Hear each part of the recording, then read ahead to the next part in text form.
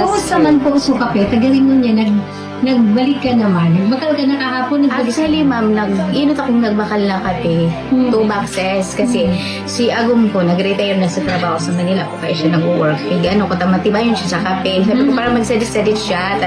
Talagang taklaon niya. 36 siya, ang birthday niya. Ngayon, nagustuhan niya po ni Agum ta.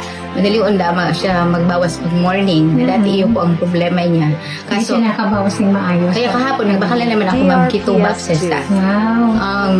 Makonsumo, nagustuhan niya. Morning and afternoon, tiyo talaga tigigidom niya. Aside from magayon sa pagbawas, anong namatian niya sa lawas na?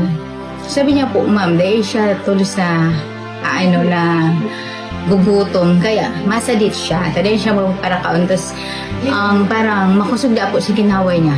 Dahil siya tulos na babagal. Ayun. Kasi nga, mataba talaga siya. Kaya talagang pabalik-balik ka din. Opo, kaya kahapon, binakalan ko na naman siya kinuha. Tapos, 2 boxes na binakal ko.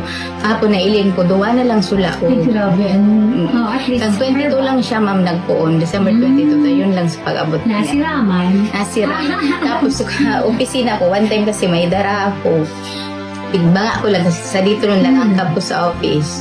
Pinatanaw ko sa iya. Ngunyan, pigsugo niya ako magbakal, mainom manda siya. Ay, wow. Thank you. Na nagustuhan niya po si Tapos, sabi ko man po kaya sa iya. So, result.